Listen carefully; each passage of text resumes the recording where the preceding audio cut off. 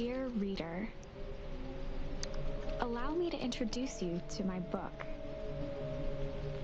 Though it might at first appear like many books you've come across, it is far from ordinary. You may, therefore, have some misunderstandings about its nature. The story that awaits you has not been fully told. In fact, its conclusion is not yet known, even to myself. It is in that way that my book is special. It is in that way that you are special. Without you, there is no story. Chapter 1. Normal isn't what it used to be. This is a story about change. Nestled in a shallow valley is the town of Beacon Pines. Far from the town square, across the river, past the neglected welcome sign, a young boy walks alone at dawn. His name is Luca Van Horn, and like you, dear reader, he's here for a reason.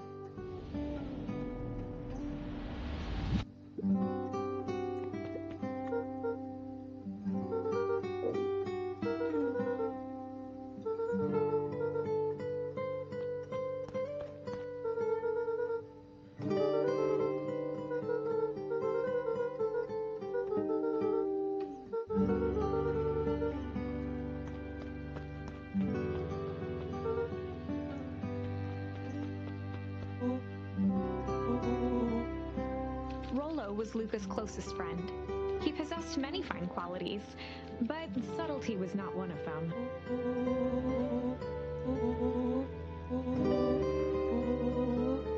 Rollo finally noticed the tears welling in his friend's eyes, and the flowers on the grave.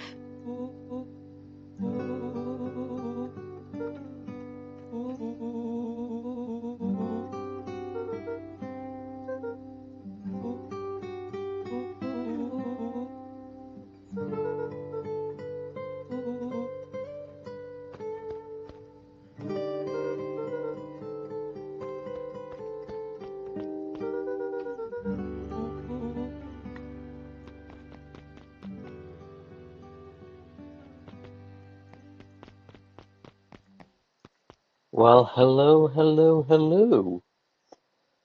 Welcome to Beacon Pines. This is one of my favorite games of all time. Well, not so much for the gameplay, but for the story. It is amazing. I won't give any spoilers, and I probably won't be able to upload this whole game, but I will try. I will definitely try. So let's play.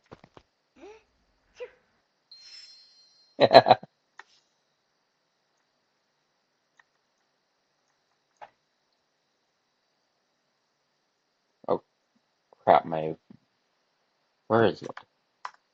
Wonderful! I had a good feeling about you from the moment you opened my book. That charm is a very special thing. Very special indeed. Keep hold of it for now. Its purpose will reveal itself soon enough. Right, sorry about that. I couldn't find my cursor. I still can't find it.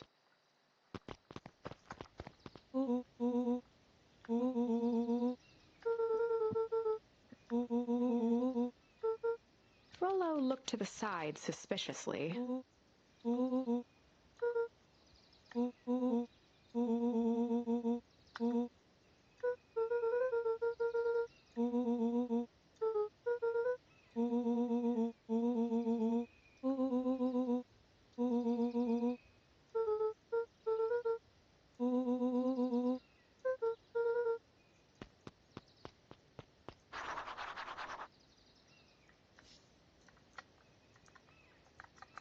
Alright, good to know you can't use the arrow keys.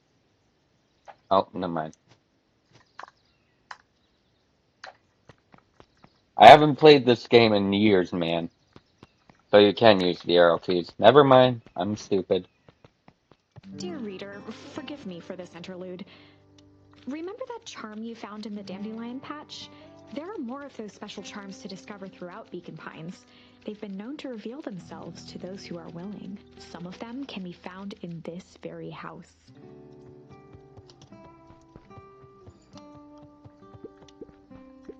Gran had already lit the fire. She kept a warm house, as if by grandmotherly obligation.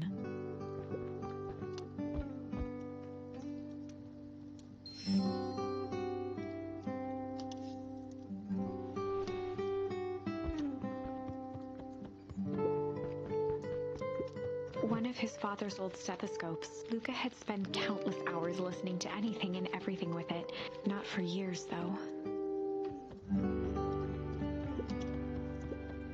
Since Gran had moved in, the house was more peaceful, more orderly, and more covered in flowery fabric.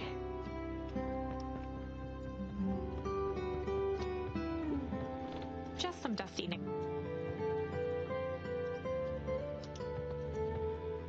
Oh, no, I don't want to go here yet. I wanted to go upstairs.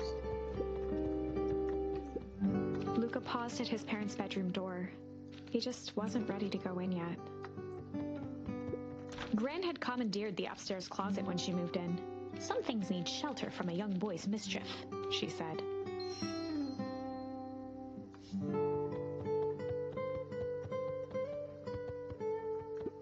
Gran's bed was undisturbed. Luca didn't mind that she had a habit of falling asleep in front of the fireplace. It meant that he could read late into the night.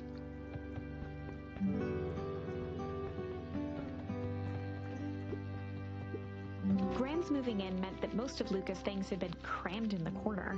Luca was somewhat annoyed by the situation. Luca tossed on his favorite. Even though it was the first day of summer,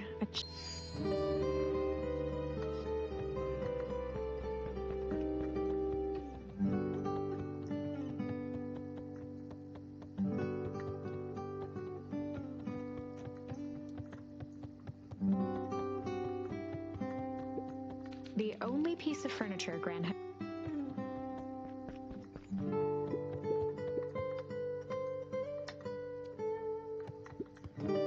I pressed space on it, you piece of shit. A pair of dull scissors, a broken can opener, a mostly empty bottle of glue, and some loose. An array of prepared meals crowded the refrigerator, each labeled with the day of the week. Oh my, this is quite exciting. I am now certain that you are the one I've been waiting for all these years. We're literally... How long have we been fucking recording? 7 minutes? Well, I've been playing for 7 minutes, you bitch. How do you know? You'll recall I was a bit coy regarding the use of charms earlier. Excuse me, I tend to have a flair for the dramatic. You are about to encounter your first turning point. There are certain times in this tale when everything hinges on a single word. Step forth, dear reader.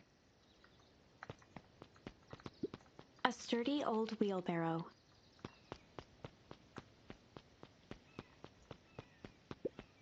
A beginner's guide to gardening laid. Oh right, you can totally jump in this game, I forgot.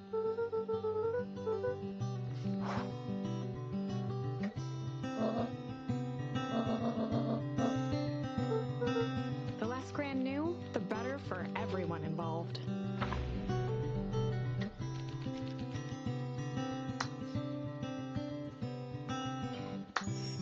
We were just gonna go hide for the day. Traditionally, when one is trying to hide something, they avoid literally using the word hide.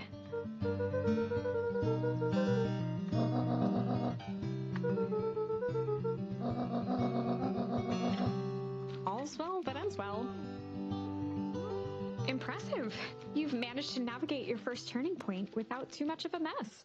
That is the power of charms. A single word can change everything. I think it's time to introduce you to the Chronicle. The Chronicle is a record of the decisions you've made. You can see the turning point, which has been revealed. At any time, you can use the Chronicle to go back and invoke different charms, creating new branches. Luckily for us, this is the one and only turning point where the charms won't dramatically alter fate. It's the perfect opportunity to experiment with rewriting things.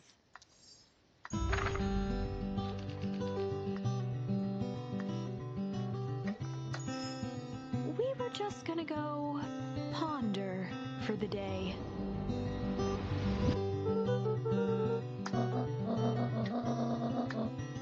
This was Luca's chance to... Nailed it.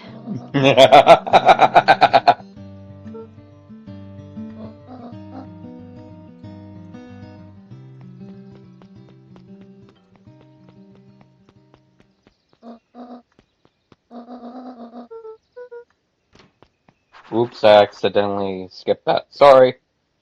Sorry.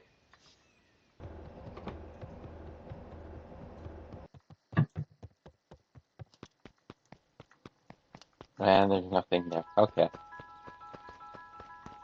Is this a thing? No, it isn't. Okay.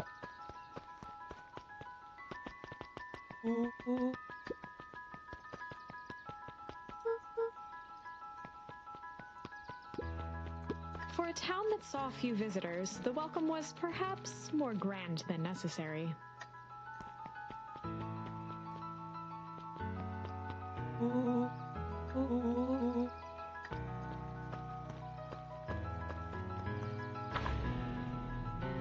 Chapter 2.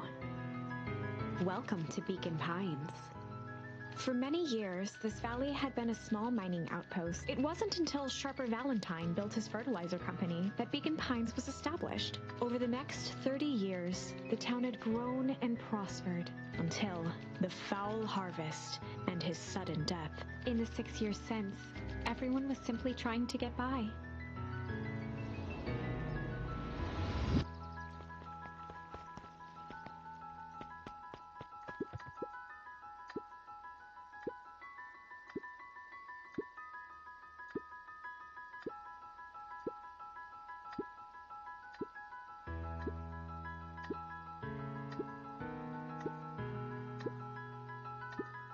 Whenever Luca saw his dad's chair by the pond, it reminded him of the days they'd pack up a couple of sandwiches and fish until sundown.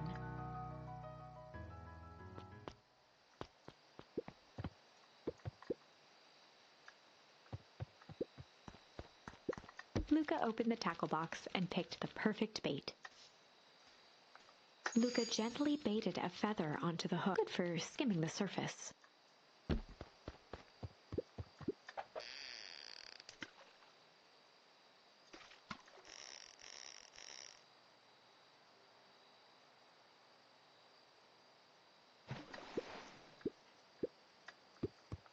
Oops. Luca gently baited first. Again, I haven't played this game in, like, fucking years.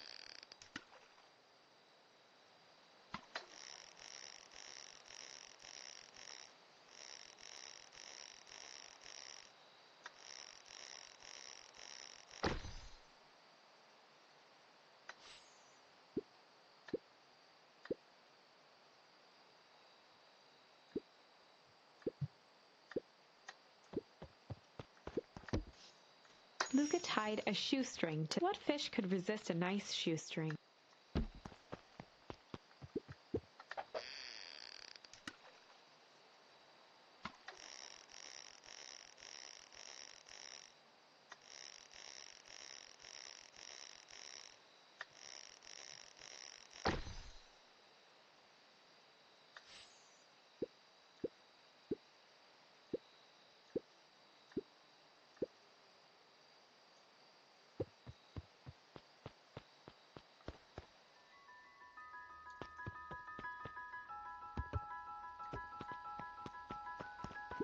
The boys had a good thing going, as long as they kept old Jeff happy.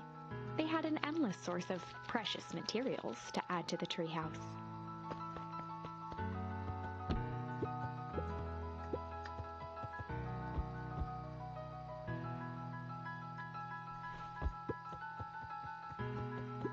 After Luca's father had passed, Rollo became obsessed with them building their own Hank atomic star scraper. It was some time before Luca realized it was Rollo's way of keeping him occupied.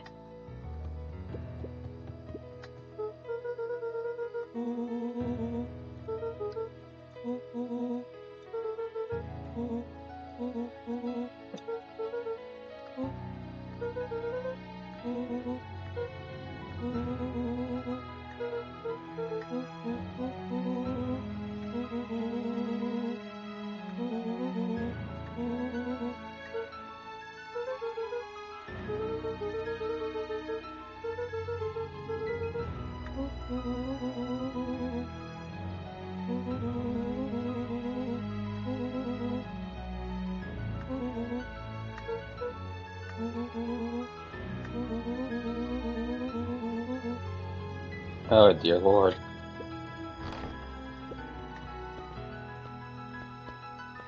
Where'd you run off to, you fat fuck?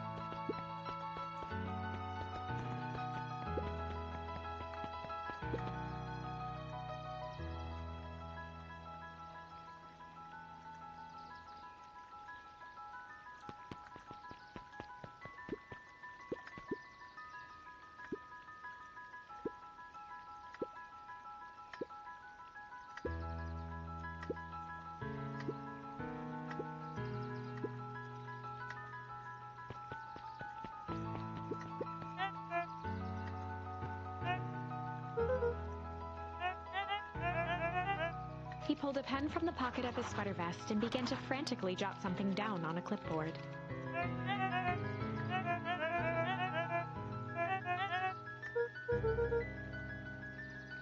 Oh, you're a guy? I thought you were a girl for a second. It's the fluff on the side of the head.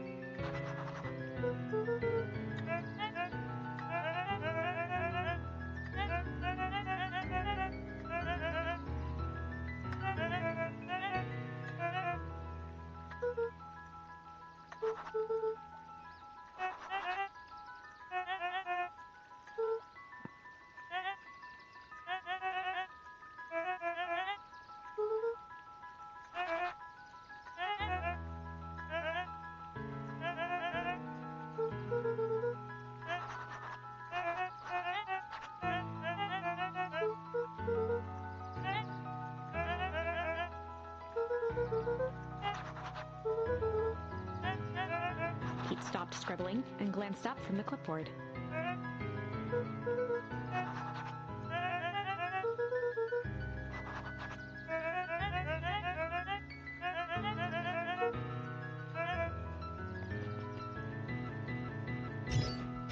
Oh, there you are. I thought the game was gonna fucking crash for a second there.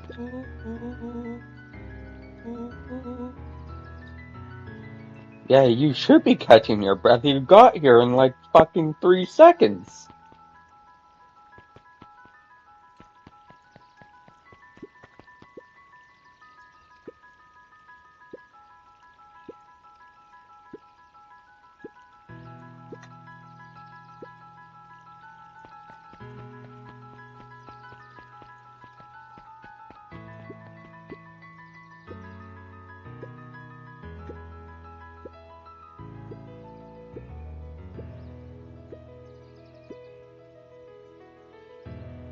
Okay.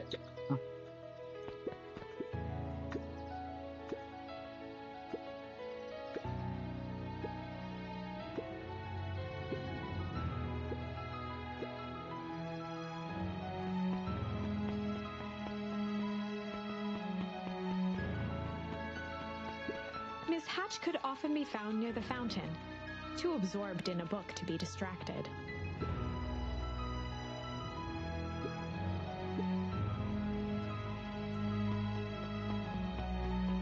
Holden Wilder ran the local paper of record, the Beacon Beacon.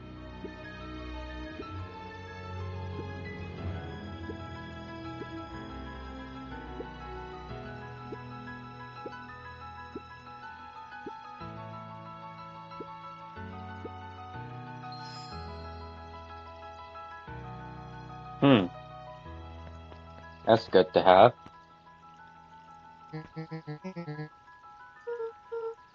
Oh, right. Rendezvous with Roxy. This is an important turning point. The first time where your charms will change the course of fate. And currently, we only have one suitable charm at our disposal. Have no fear, we can always return later using the Chronicle once we find more charms. Well, now I'm just rambling. Where were we?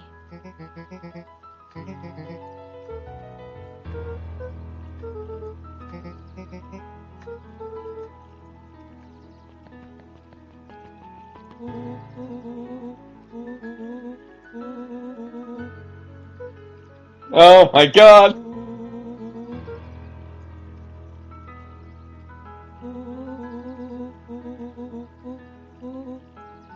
Oh my god!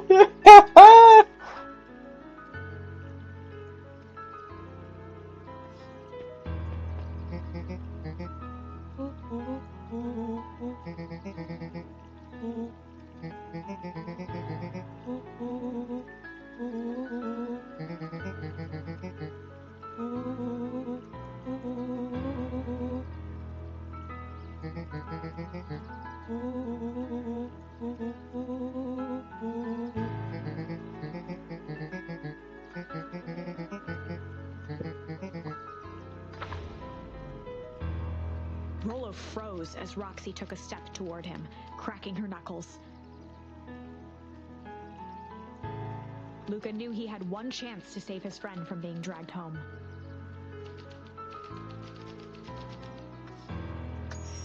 In the past, he found the best way to deal with an enraged Roxy was to be a little chill.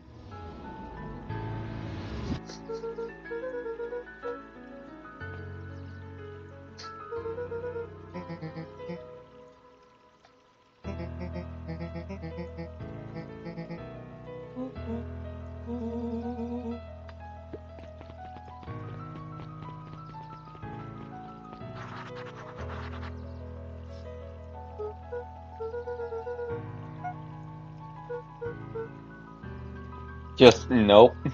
A bit much, if you ask me.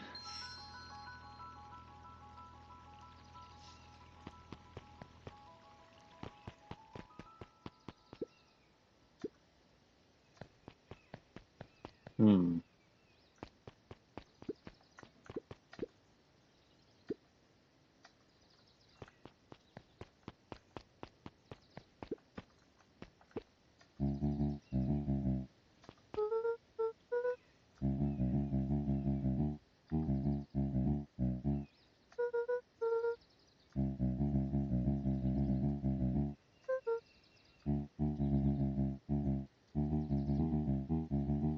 A promise Gran regretted the second it was made.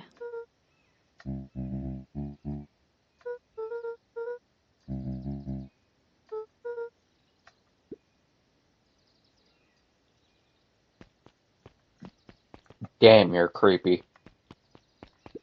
The phone booth was brand new, part of Perennial Harvest's Beacon Pines Reborn initiative. It didn't see much use.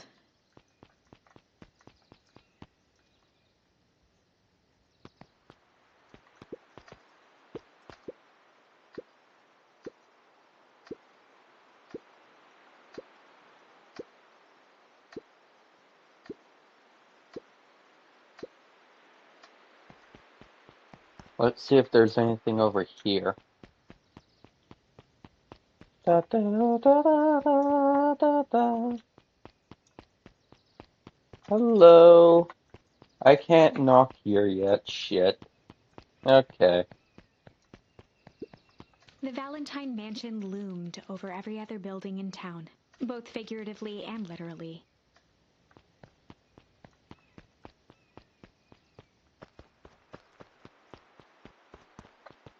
The path led into a small hollow at the edge of Weepwood. The fence thrummed with a gentle electric buzz. Luca often asked himself what Rollo would do, so that he could rule out that option.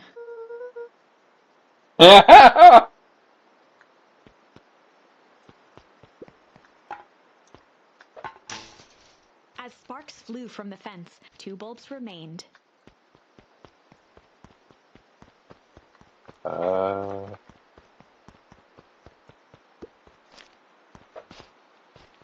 Oops. 1 more to go.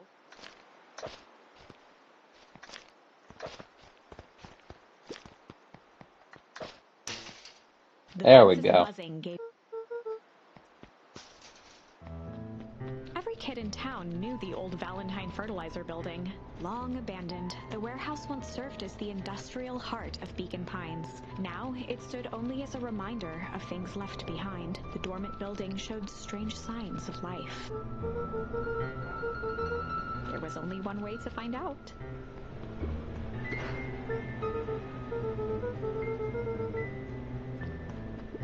The hose emitted a subtle... It was actively draining some kind of... The hell is this?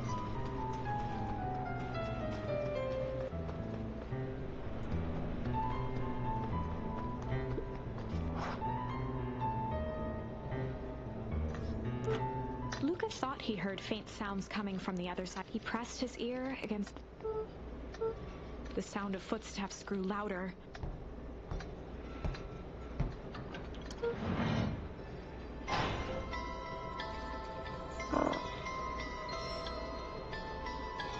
Ah! The heavy steel door knocked Luca to the ground. Disoriented, he looked up to see an imposing figure silhouetted in a green glow. It lunged toward him. He tried to scramble away, but felt a gloved hand latch onto his ankle. Luca watched his fingernails leave trails in the dirt as the hand slowly dragged him back through the door, into the lab, into the green light. This is a story about change. It was far from the sort of change Luca imagined for himself, but change is, after all, a dangerous animal. The end? Welcome to Beacon Pines. And goodbye, Beacon Pines. I probably I'm should have joking, warned of you about course. this. There are many paths that our story can take. Most will end in tragedy. But don't let that discourage you. We will find the ending that this story deserves. I just know it. From here on out, a charm will have a check mark when it's been used to its full potential at a given turning point. Now, let's try something.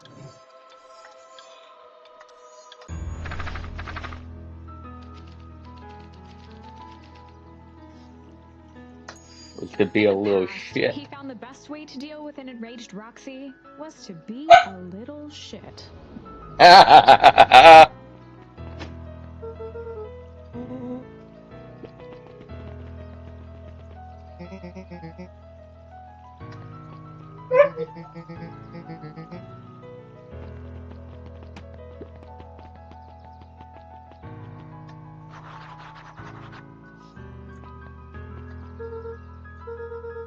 Solomon Valentine, current ward of and future successor to the Valentine fortune, huffed as he brushed off his pants.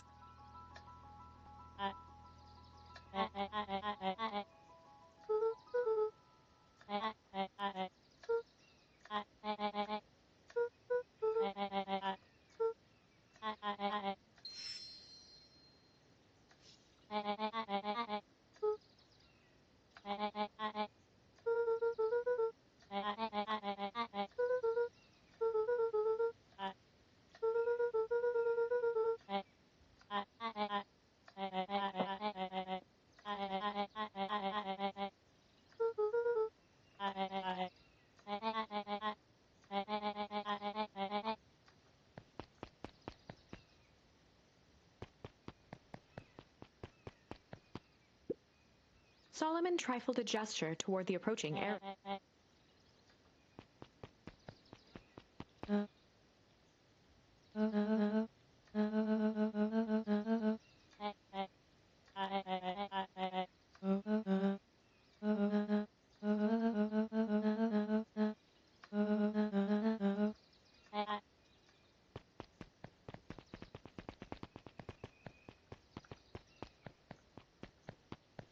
Hello, creepy guy.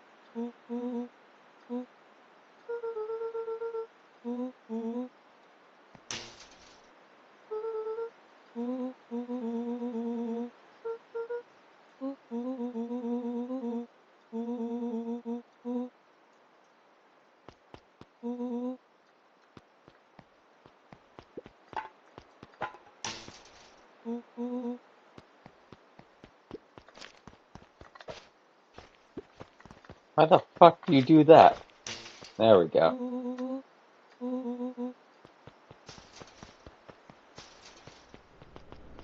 As the glowing windows of the old warehouse came into view, Rollo began to bounce excitedly.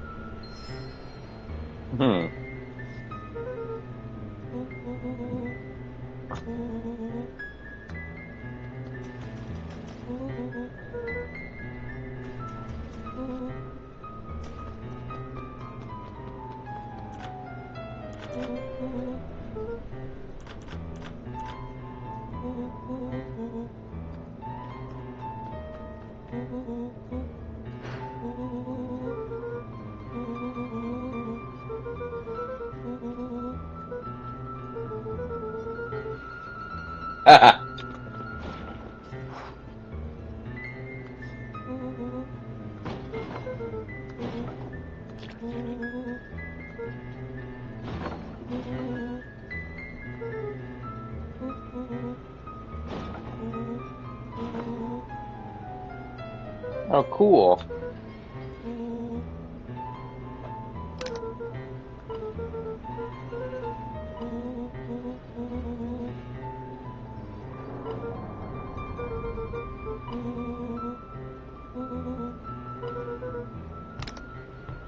How the hell do 12-year-olds know all those words?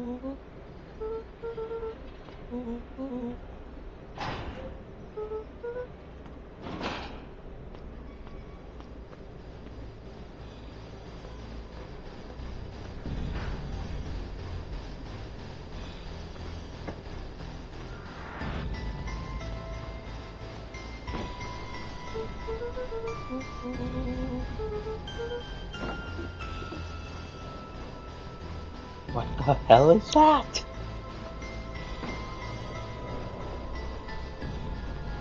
Is that a body bag? What the fuck is The boy that? sat petrified under the weight of the bag.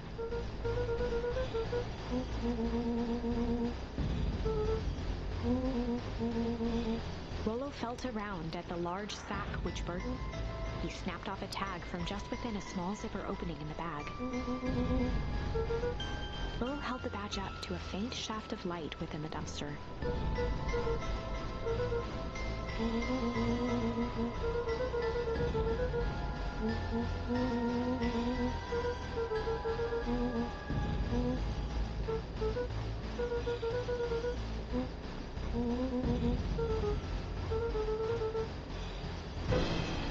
Ugh.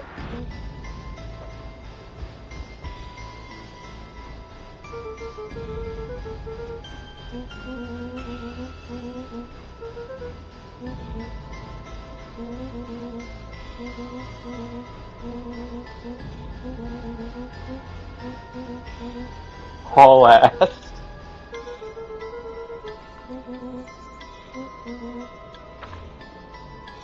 Lucas sat in the dark, tracking the sound of Rollo's footsteps as he ran. 1, 2, 3. He pressed his ear to the dumpster wall, straining to hear Rollo's footsteps. 15, 16, 17. He tried not to think about the contents of the dumpster as he counted. 35, 36, 37. The thick stench made it hard to breathe. Screw it, that's long enough. Luca carefully lifted the lid and nothing. No sign of Rollo. No sign of the man in the yellow suit. Time to haul ass. Luca clambered from the dumpster, stumbling to his knees. He was up like a shot and running, sprinting toward home as fast as he could. Beacon Pines flew by, blurred by the tears that welled up in his eyes. He wouldn't remember getting home at all that night. Throwing his front door open, storming up the stairs to his room and surrendering to sleep almost as abruptly as he hit his pillow. Chapter 3. Finding a Friend. The next morning, it was quieter than usual at the breakfast table. Only the sound of silverware and chewing interrupted the awkward silence.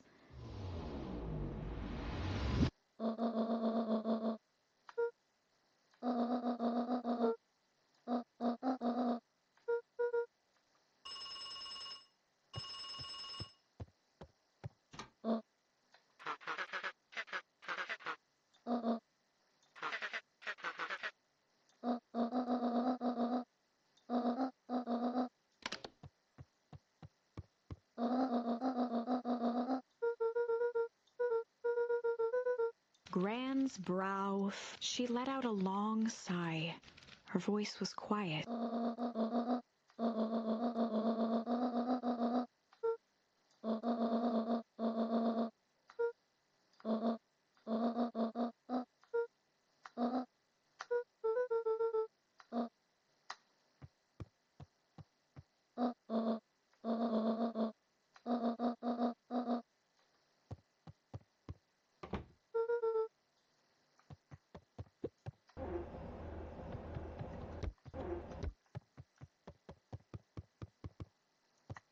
Wait, hold on.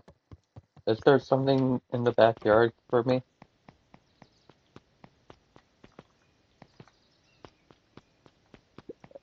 Ooh, Young Luca would spend hours hiding in the bushes, waiting for a chance to jump out, and she always enjoyed humoring him by feigning terror. no, I thought that would be a charm. Shit.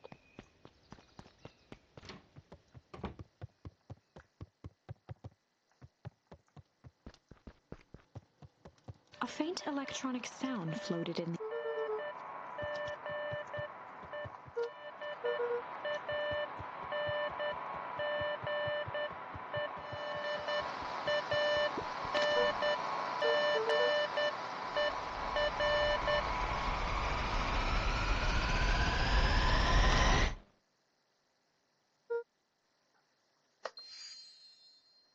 Holy shit. For a second, I thought that was gonna be like an explosion or something.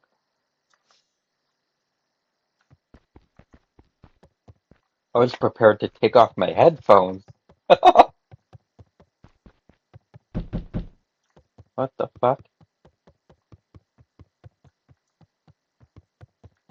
Who is it? What the fuck?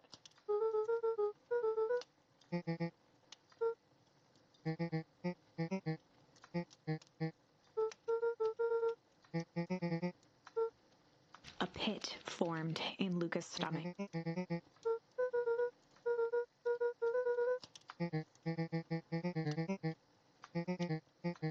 Luca's mouth felt dry.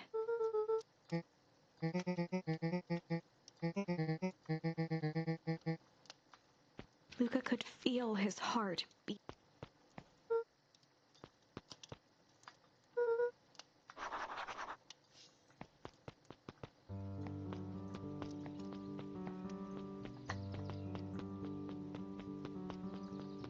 What's down The here? road leading to Beacon Pines was long and a sort of natural barrier for the impatient. Oh.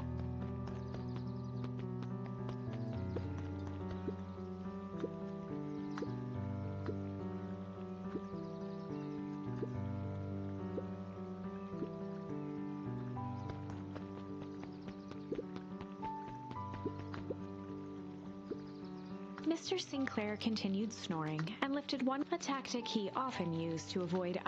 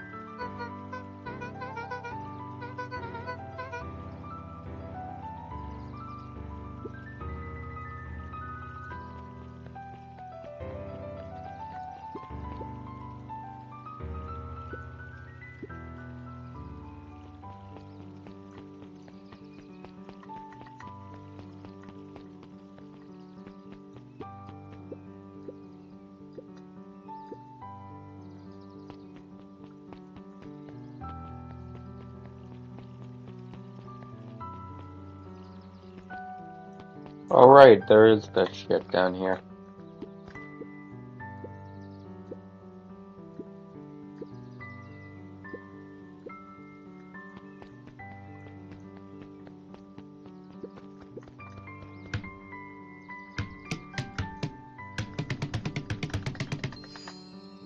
Haha!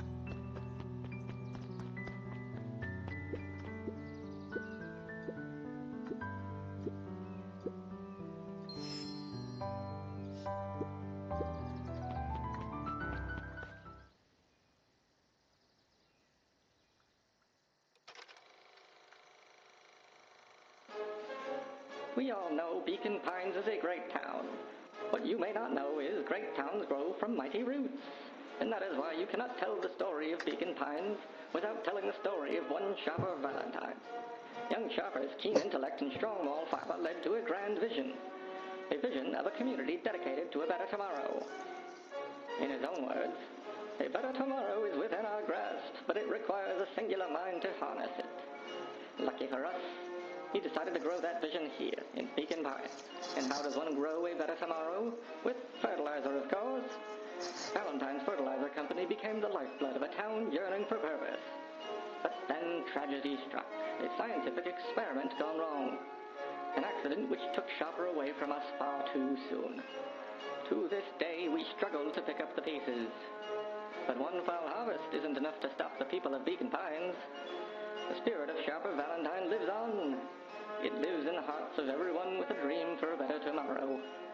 Together, we will follow his example and grow a bountiful future. Paid for by the Valentine family and the Valentine Fertilizer Capital Improvement Fund.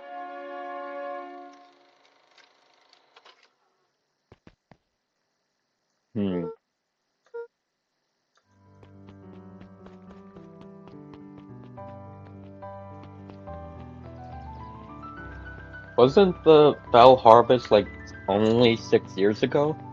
And why is it in black Jeff's and white? Hardware closed down about a year ago. The effects of the foul harvest stretched wide. When there are no crops in the field, tractors don't need fixing.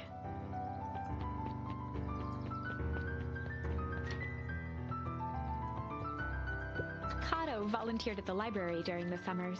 He wasn't very social, so he'd dedicate each summer to becoming an expert in a single subject, making him a reliable source of very particular knowledge. If you were to ask Kato something he didn't know, he'd escape into the dusty old bookshelves and return with just the right thing. Kato was lost in his reading. Luca crooked his neck to see the title, Introduction to Melitology. Cute. He gestured to the shelves.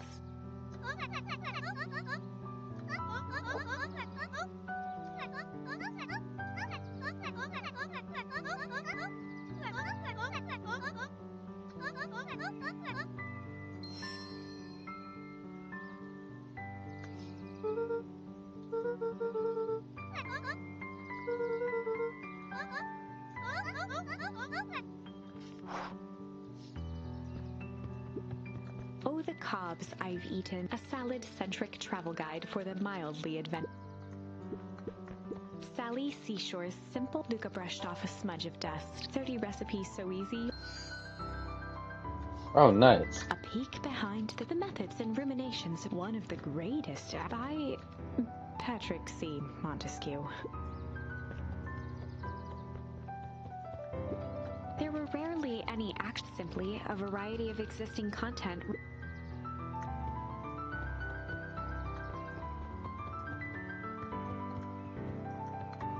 Oh, shit.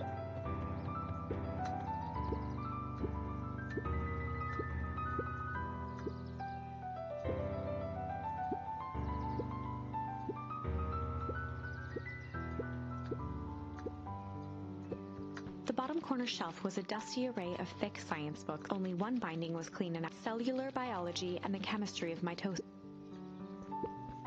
Mycological phosphor.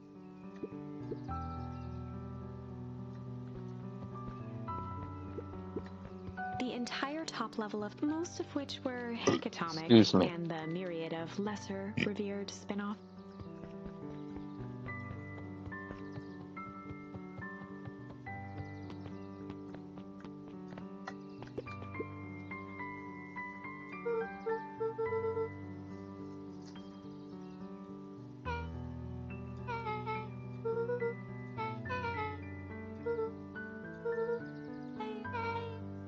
Beck's family moved often, giving her little time to establish any real connections. She would tell you she prefers it that way.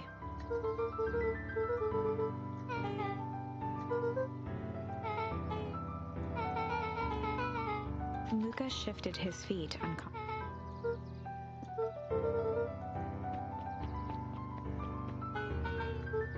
Beck pulled a coin from her pocket.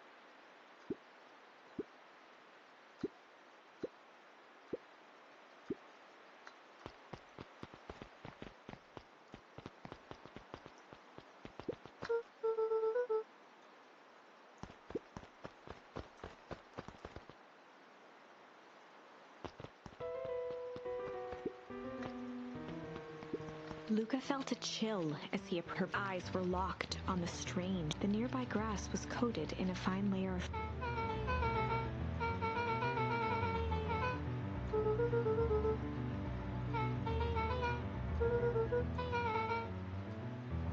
Luca watched as Beck dipped. Beck's eyes widened as flowers grew from the dead wood. First small buds, which quickly bloomed into vibrant petals. As quickly as they had grown, the flowers began to shrivel, and Beck dropped the stick with a grunt of disgust.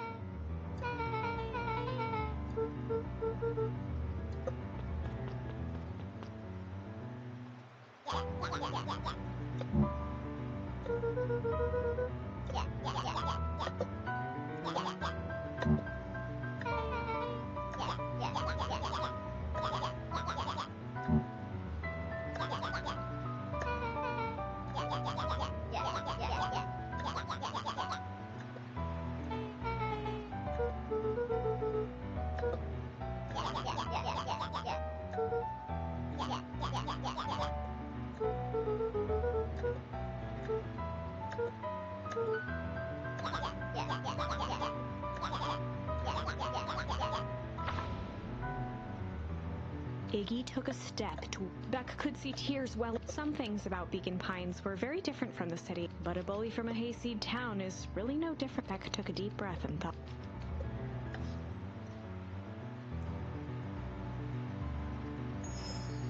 Well, time to bust out the tickles.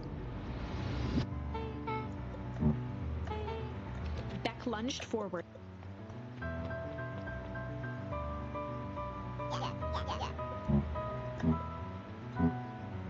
Tears began to form in Tish's eyes as she... Beck redoubled her efforts. Iggy's eyes darted around. Iggy kicked at the puddle before making...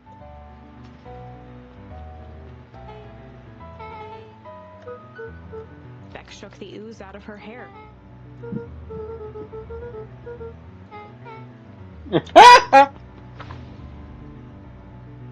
Chapter 4. The Best Policy. Luca paused for a moment, catching his breath. He'd only just met Beck, and somehow he already managed to drag her into this mess. Hopefully he could make it up to her. But finding Rollo was his primary concern.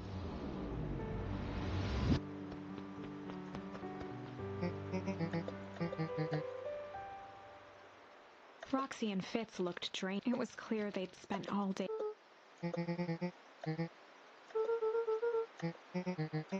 Roxy's temper could off, but this was the most intense. Her eyes were wild and unfocused, looking straight through. In a torrent of rambled words and tears, Luca broke.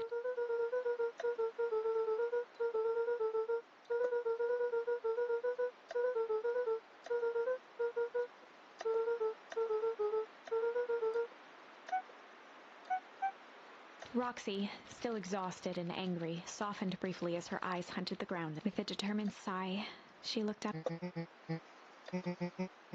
Roxy drew herself up.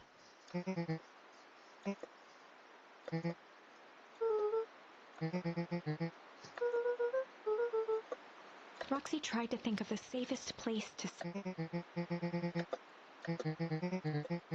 Luca wiped his cheeks and gave it.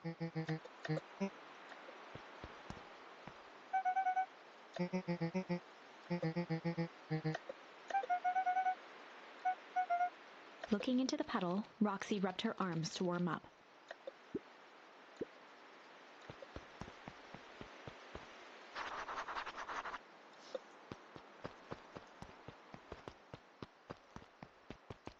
Mr. Nuncreek jumped with a start.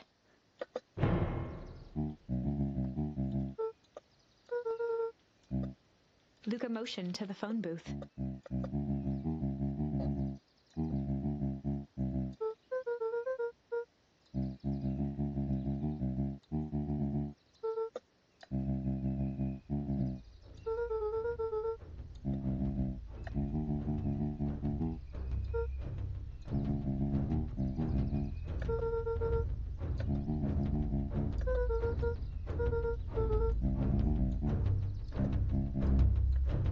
Mr. Nuncreed gently placed one of his... Luca peered up at Mr. Nun. There was a deeper... It was subtle, but... There was a deep sound. If Mr. Nuncreed was that word... Mr. Nuncreed...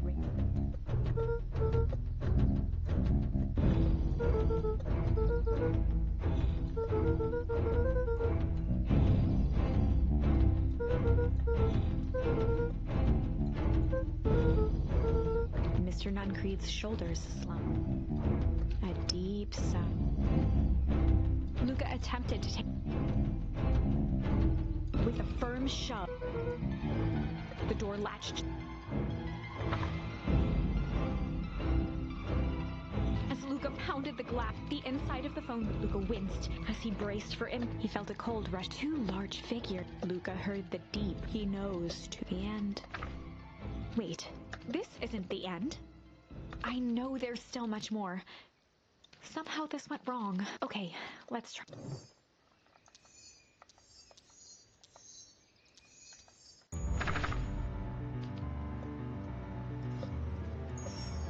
Well, time to bust out the strange.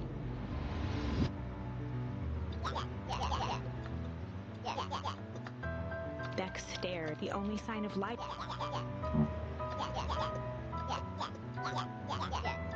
At the sight of Iggy taunt, Iggy's smirk shifted. Iggy's close. Iggy's voice began to slur.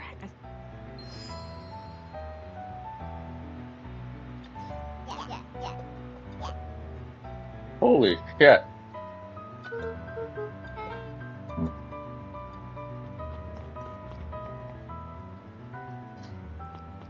The person at the warehouse. The strange ooze was Rollo.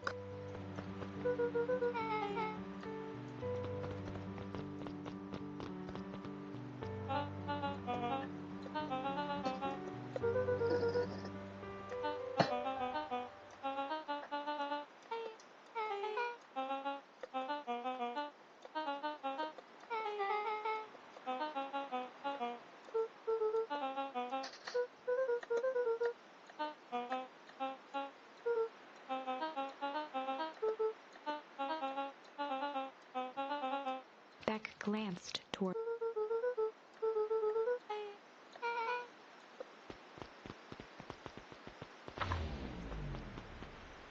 Rollo was... A wave of relief washed over Luca, which was quickly replaced by a sense of dread. Gran is going to kill me. If he hurried, he might just make it home before sundown. Chapter 4. Our Harvest. Luca took a deep breath and gingerly opened the door.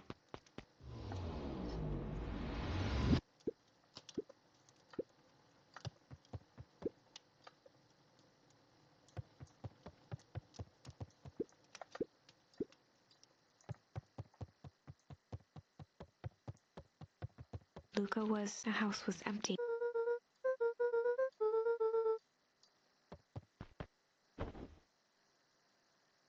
Luca was sitting by the pond, listening to small waves. His father sat in a folding chair in front of him without turning. He spoke. Why don't you grab me some nice bait? Sure thing, Dad. Luca hopped over to the tackle box and popped open the lid. Inside was a rolling, buzzing mass.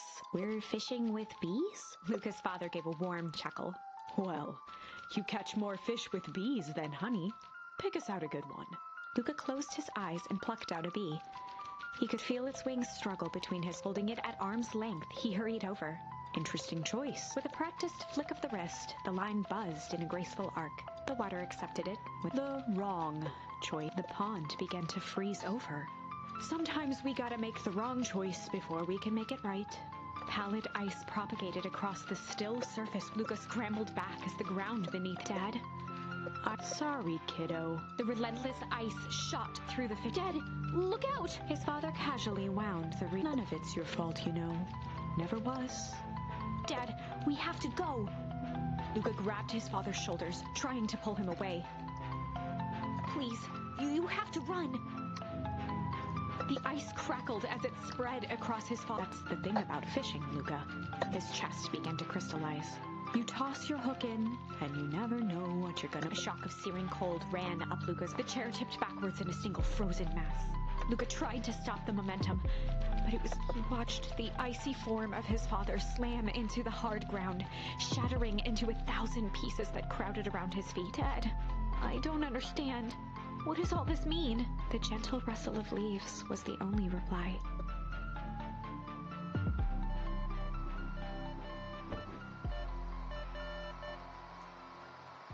Luca's eyes struggled to focus on the walkie-talkie.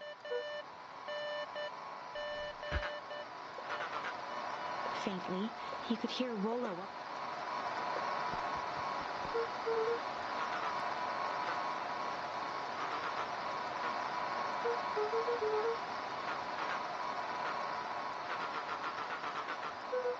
Rollo's voice was coming through more clearly now, but some words were still just static.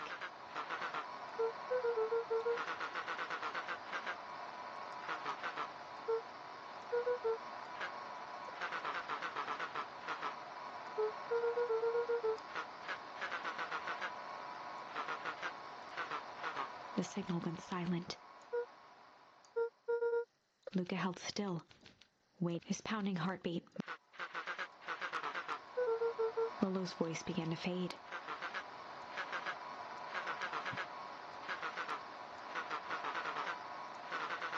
With that, the signal died for good. Luca grabbed the walkie-talkie and sprinted to the treehouse.